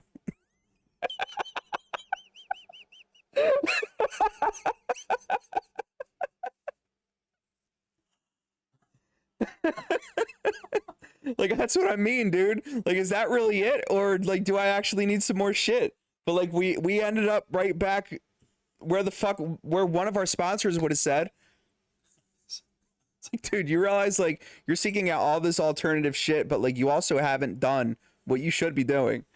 And I'm just like, if that's where I'll be like, all right, dude, whatever. You see what I'm saying? I do, man. You just said it. You ended up right back there. I wonder, It's so funny. what if I go back to what gave it to me in the first place? It's so funny though. It's like I know that's true, but I certainly know it would make a lot of things better, but I don't know if it's not gonna. I can't say everything else that I've tried since then is dead in the water. yeah, like I think that it will change my perspective and attitude, and that's fucking huge. Which is basically everything. yeah, Yeah. which is because like when you were talking about your meditation, right? Like I don't remember how you said it, but it was I kind of got the picture that like your problems and your day look different. Oh, they do. Yeah. And like what's funny about that, man, like so you talked about like foundation, right? Uh-huh. Well, like this is something where it gets a little bit like weird to a lot of recovery people, but like inner child is the most foundational element of any human being's life, period. I would agree. Like Yeah. that inner child goes with me everywhere I go. Mhm. He has a say on everything I see in the world. Mhm. He whispers in my ear before like I behave out in like all my affairs. Okay. You know, I think. And so it's like I feel like if I go back to the foundational spiritual elements but validate that one piece that I'm starting to open the door to, it would be really great. Yeah, we're like arriving at a point where like we're arriving at a middle ground. I Yeah. feel like Yep. where like things need to be handled on the outside, but like we're also not doing. Well, I could speak for myself. I'm also not. I'm falling short in a lot of areas where it's just like, dude, like, this works, right? Like I'll go to meetings and like I go to meetings, I still pray. The AA book is actually a book that I will read. Like my hand's always out to sponsor, you know what I mean? But like as far as like keeping up with and like furthering like the spiritual connection, like I used to be one of the biggest proponents of that. To the point where like I would get weird looks when I would start suggesting like outside literature to people. And that's just fell fucking flat. And this is like I think I know what I was gonna say. All right. Okay. And I really think so. We were talking about how like the changes look different now that we're older and have more implied consequences, right? So Yep. like it's way harder to like it's way harder to have faith when there's so much new that you're comfortable with now that also like carries a lot of consequences if it blows up or if you lose it. Like I said, like the house or the marriage or whatever. These are like new. They're like some of the most like foundational comforts just in like basic like society in general.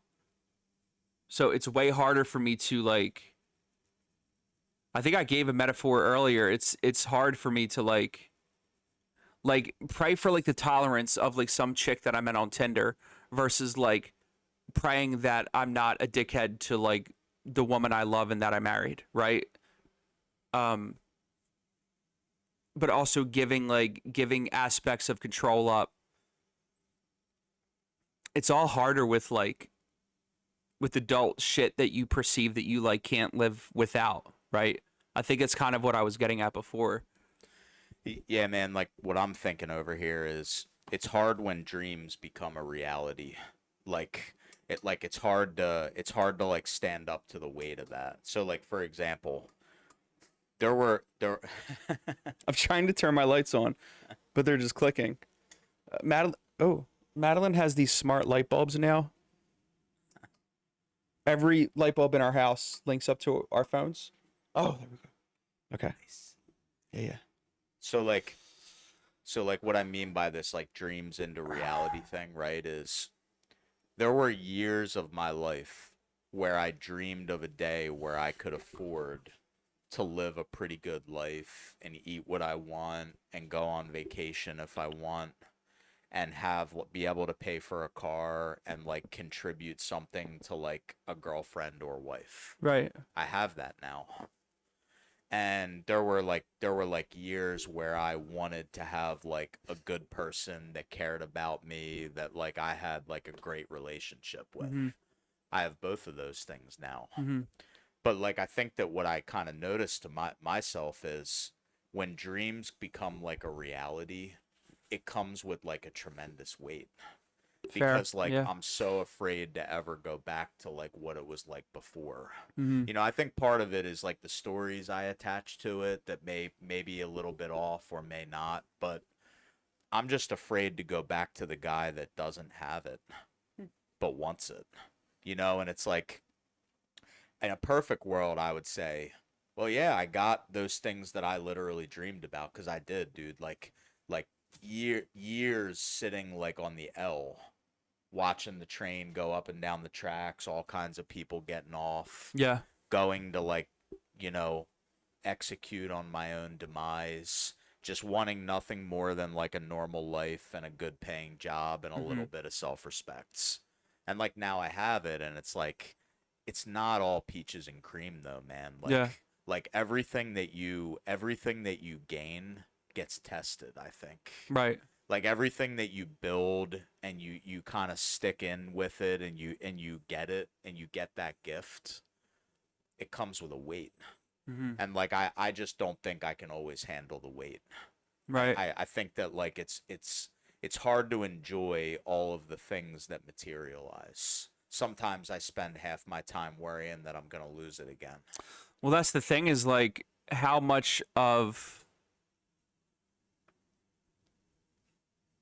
I don't know if I dive into it, it kind of feels like a lot of it is just stemming from a control issue. Like for me, in my experiences of like what you're talking about,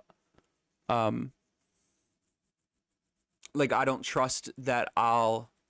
It's funny because like I was working at RCA, like doing this kind of thing with people when I was what, like Early to mid 20s, right? 24, 25. Yeah. And like all of these people, like my like the one sponsee I ever had that actually listened and did shit for himself, and for all I know is still sober today. I'm a little bit like alternative, I guess, with like how I sponsor. Like I'm not I don't pretend to be like a mentor or like a life guide or anything. Like I give people the tools to like connect with God, and like you're gonna let God do that for you. Because like that's what I do. That's what I did. Maybe I'm just weird, but either way, it's Maybe fun. You're just a purist. Maybe I don't know. I feel like when it says like no human power can keep us sober, like that's a very literal thing. I feel like if at some point your phone is dead and you can't get to a meeting and you want to drink, or you're struggling with some kind of issue that like prayer can solve, or a faith in something greater than you can solve, like I believe at some point the rubber is going to meet the road as far as a test goes of your spiritual connection with whatever higher power you jive with. And like that's what I base my spirituality connection gauge off of. Recently, as we know from our conversation, it's been like a little loose fitting, like at best, I guess. Try to not show my feet. I've probably been showing my feet a lot. It's funny because I was giving so much advice of I'm basically eating like a humble pie right now. Like I was giving a lot of advice on no matter what situation people said that they were struggling with not controlling, I would always say, like, dude, no matter what, it's going to be okay. Like, even if the situation pans out the way that you're afraid it would, even if you lose what you're afraid you're going to lose, like, it'll be okay because that's happened before and you've lost that style of thing before in terms of something that you're afraid to lose. And you ended up okay one day in the future. It may have taken a little bit, but you were fine. And now I have some of those things that those people were afraid of losing. And I'm like, it was so easy for 24-year-old me to say that because now I understand like it's so hard to not get into like a default mode of not even like control, but like all of these things have different levels of importance placed on them, whether that's by society or ourselves.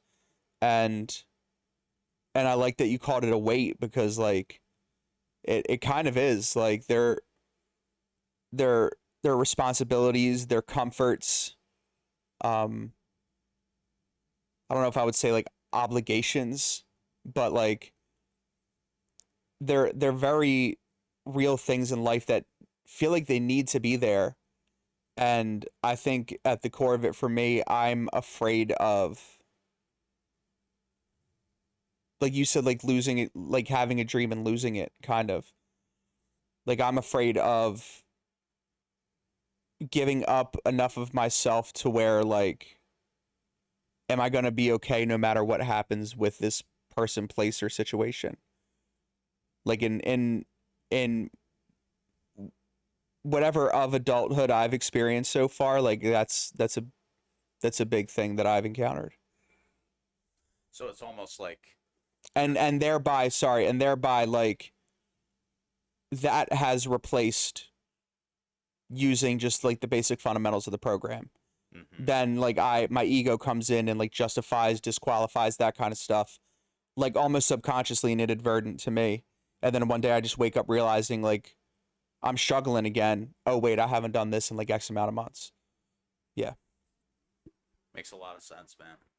Yeah, sometimes I kind of look at like a little bit of a dichotomy, I guess. Like sometimes I wonder if we need to be in this place sometimes I think where so. where you so like I've heard people talk a lot in the program about how they drifted. The drifters, I'm one of them. Guilty as charged. Yeah. Used to judge them, used to be interested by them. Now I can say I have experienced it. What do you mean by drifter? Um, gets good, pull away, still there, little bit fringe, get very back in again, pull away. Just kind of, Like yeah, just like a varied involvement. yeah, like my Yeah. heart wanders away from it, I guess is the most clear way I can to relate say to it. that. Yeah. Yeah, I've talked to a lot of drifters. yeah. I've also talked to people who like literally haven't like missed a meeting in like 27 years. That's a lot. I gotta say, man, like not that it really matters, but sometimes I would rather be the drifter than the other guy. Because like I feel sometimes like I need to go off. Not I don't want to say that it's good to stop doing spiritual connectors that work for me, but sometimes I kind of got to go off on my own little island and like realize how much I need this and what my life can look like without it before I come back again. Yeah, It's and very weird. yeah. And I always kind of got a sense that like people that are in meetings for 27 years or whatever, like don't struggle as hard as those that don't, or don't struggle as hard as the drifters. But like those, like I've seen a lot of people in there when like when there's like a lot of death surrounding them, when they're like when they do get fired, when they do get that divorce, when they do whatever, and they don't look too happy, right? Like they're just always there and hella consistent. I just said hella, which I want to I want to strike that from the record. I'm not going to edit it out, but I'm not a hella guy, and I don't know why I just said that. Just put that out there. But yeah, man. I mean, I got like, so we're gonna do the therapy thing. We're gonna work on that shit. And I'm gonna start just like, just sprinkling in some of the old habits I used to have, just like a little bit at a time. Maybe I'll just do like the little morning. Maybe I'll just incorporate the morning readings again. Now that I can get my car tomorrow, and that's where my books are. So I'm gonna do the exact same thing, dude, and like what I'm gonna try to do is just not solve anything. Like just like it's just me speaking for me, but like I don't want to put the expectation of any kind of feeling on like what I'm planning on like jumping back into, Fair. but I just want to do it. Yeah. And like really, really see if like what I see around me starts to shift again. Not having an expectation on like picking back up a habit that has worked before is a good thing. Like I didn't really think about that until you just said it. Well, I think that's the way I operated for a long time, man. Like It's true. I used to You should just do it because it was like the right thing to do. Yeah, I think I used to place so much weight on the needed value that it was going to bring me that I closed myself off to other things. Yeah. You know, it was almost like I'd go into meetings and it would just essentially be like I'm off and I don't know why and what do I need to do and okay and I'll go do it and then I should feel better by sometime in the future. Yeah. You know, like very A plus B, like mathematical solution. You know, but I think that now it's time to just do it along with some other things and just allow myself to experience it again. Hell yeah. Hell yeah. So we'll see what's up with that. Thanks for the laugh though, dude. What are you talking We about? should just do what we always supposed to be doing. It always ends up back there, dude. I don't know how anybody listens to this fucking trash, dude. It's so funny. They'll just like somebody that like is completely consistent with what we should be consistent with. It's just listening like, you guys know what you're fucking saying. Are you kidding me? I think they're whether they'll I hope so, dude. whether they'll admit it or not, they've been there many times. Oh yeah. I mean, at its core, like they can kick rocks and suck a dick. I don't give a shit. Anything else for the people? For the people, no, man. Just you know, stay cool and Stay cool and trade Joel. don't trade Joel. Stay cool and trade I Joel. have a sneaky hope that maybe he can come back to form. Oh, bro, dude, you know what I've been saying? you You think know what it's I've been saying? You know what I've been saying? What? You Sixers fans go through the same fucking cycle every year. Every year. Embiid melts before your eyes. And the entire team sucks. But then in the offseason, some things start getting talked about. You know what I mean? Podcast P says a line. Then he gets injured and has surgery. But real surgery. But then and then everyone's like, you know what? What if Joel Embiid is healthy? And then all the positive vibes come off of that. All the positive vibes. Dude lost half of his face. Too busy eating McDonald's big breakfast on a recliner, eating Nat Geo somewhere instead of practicing. His knees are literally getting stolen from him in the middle of the night. And like, but what if he's healthy? What if he's healthy? dude, it's true. It's true when your hope has been diminished. And then down you to guys the are just, you guys are playing the song. You guys are playing the song on your way to work. Are you excited for a healthy McCain and Maxey this year, though? I don't know enough to be, so sure. What it sounds like is like we have, it sounds like what I should be most excited for is Edgecombe. That's what it sounds like I should be most excited for. If I'm just listening in like the net, in the Sixers sphere. I don't know if that's like shiny new toy syndrome, but he seems to be like a lot better than what a lot of people thought he was. I'm excited. Better than he sounds like he's better than whoever the fuck that other guy was that canceled his workout. The other draft pick that they picked Edgecombe over. I remember. He ended up going to He was like where'd he go? a high draft guy. What was his name? Ace Bailey. Yep. Yeah, Ace Bailey. Yep. I forget where he went. He went somewhere that I think he said that he didn't want to go, but the owner was like, "You'll fucktard. I'm gonna take you anyway, pussy." That's what NIL in college is gonna start doing, dude. It's happening in hockey already. So can we just talk real quick about how gay the NBA finals shook out at the end? I didn't even want to watch it, dude. I gotta be honest. I didn't watch one dribble. So I know the Pacers put up a real fight though. dude, absolutely neck and neck, brilliant fucking series. And then Halliburton's hurt, He goes down, and I'm like, and also now won't play next year. Oh, really? I'm pretty sure. Him and Achilles, right? yeah, him and there's two other people with Achilles. Celtics dude. Tatum? Jason Tatum. Yeah. Tatum.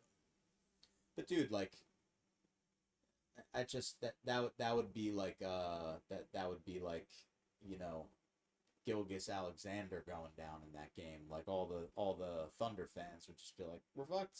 Mm. Like I was watching it with. He's a weird looking fella. He almost looks like he has like a stretchy mask on. Dude, did you ever hear people like talk shit on how much they hate him? No. So it's kind of like a lot, but this one main theme, and it's so true. I heard this guy come on this podcast one time, and he says, "I fucking hate him. He's the worst MVP of all time. Here's what he does. He goes into the game, he posts up against people, he clearly pushes off and does fadeaways and never gets called on it. It's dirty. I hate the fucking guy. He's not an MVP." And like that's total like salt talk right there. Mm-hmm. But after watching quite a few games with that guy, there's a lot of truth to it. Dude, he pushes off so obviously and just gets away with it. Really? Yeah. Well, I mean, is judging by like how the league is in recent years, is that a surprise? No. Like, No. From what I hear, nothing in the NBA even seems like legit or organic anymore. Like, I don't honestly, dude, I'm afraid wow, it's probably an overreaction. I just don't want baseball to end up like that. And that's why I'm afraid of the salary cap. Like, I don't like players that are making hundreds of millions of dollars saying like, well, now I'm going to make tens of millions instead. I think that is, maybe I would understand it differently if I was in that tax bracket, but I'm not. So I see it as crybaby-esque, but I don't like what it does for the league. Yeah. And I just don't want it to be that way, dude. Like, if you're gonna buy a professional sports team, how are you not just there with blank checks? Like, I don't understand what business you're getting into. Like, what do you think this is? What is this? What, you grew up watching the fucking thing? Like, you pay. Period. Give your money. It's big in the hood community right now, what you just said. Period. Yeah, all the black girls are saying it. If there's any black girls listening, there's probably not, but if you are one, they'll know what I'm talking about. Period. Yeah. Good for you, dude. Way to stay plugged in with the youth in your 40s. I had no idea. You were always hip, 40, dude. I'm 40, all right? Let's keep the 40s down a notch. 40 is in the 40s. I've been 40 for a whopping 3 months. Let's slow it down. If it's like 40 and the real feel is like 42, it's going to be like in the 40s. Including 40. Yeah, you think my skateboard injuries are going to start showing up soon? Dude, I need to go to like an orthopedic or something. People have probably turned off by now, but like I need to go see about like my ankle that I tore a ligament in. My feet have been out probably for a while. I forgot about my feet. It's hot in here, bro. You've been hiding your feet the whole time. Yeah. I don't know. I feel like it's bad content, but I don't know why I care. Maybe we'll get a lot of like pervert traffic. I mean, a view's a view, dude. $20 is $20, right? Yeah, was that whole feet pics thing real for women? Yeah, dude. I've been thinking about shaving my feet and painting my toenails and trying to work myself into like some tranny posting. Because I got man feet. Like, these aren't dainty little women feet. But if I can find like The right audience. if I can get a tranny pipeline and start putting my manly feet up there, all hairless and like veiny and shit, like I drop everything, dude. I don't give a fuck. I could start wearing panties and then start emailing them to fellers. Or regular mailing. I don't know why I said email. But dudes do that shit too, dude. Guys will order like bath water on the shaves feet, painted toenails, and panties. Yeah, you'll be laughing when I pull up in my Porsche Cayenne. All right? You will be my hero. That's all I can say. That there's something wrong with you if I'm your hero after that. You'll watch it, dude. You know what? I wish I didn't hide my feet at all now. I watched a lot of like little videos where like Oh god, dude, I a did. guy What do and a girl like pull up to like somewhere to pay for something, and the girl's like, I got it, and the guy's like, what do you mean? And she's like, I got it, and pulls out like a watch, and then he finds that she's been doing feet pics. Yeah, I just had dude. to ask, is that a real thing? Yeah. Like, The online like sex picture or whatever industry is like fucking huge. There was a stat, kind of weird to say. There was a stat going around. The 5 top OnlyFans models made more in 1 year than the top. It was either the top 5 paid athletes in every sport or the top 5 NBA players, like financial wise. Yeah. Them gears are turning, bro. I see you. I see you. find a way to keep. You're gonna start catfishing. Your online name's gonna be Nikita. Be on the ride home, like, what value can I bring to an OnlyFans audience? Shave the feet, dude. What do I need? Let's shave the feet, bro. We can collab. Yeah. Peeling feet. Peeling feetins. Oh, dude. I wonder what degenerate is listening to this part of the podcast, dude. I love you. You're my kind of degenerate. Yeah, it's a little late, dude. Good shit, man. Yeah, this was fun. A lot of good topics, a lot of real shit. As usual, our viewers just witnessed what a lot of overthinking enough gets you back to, and it's to where you left in the first place, which is fun. And it's definitely not the last time that I'll do that. Period. Shut up, Nikita. Your feet pics. Cool. We should have a guest next time. I slacked off on that. Our next guest has wrote like a book. Seems pretty cool. I still have to read it. Again, we'll see if I even get that done. But yeah, dude. Anything else to tell the people? Nah, man. Just thanks for the back to the basics plug. Yeah. You know, always good to. Also a good book. I have 2 up there actually. Yeah, I got that. I have to give you stuff. Okay. Okay? Yep. So before I forget, thanks for listening. Go find us on the socials. Share the podcast. Tell your friends. Tell your mom. God bless you. We love you. And we hope you heard something that helps you.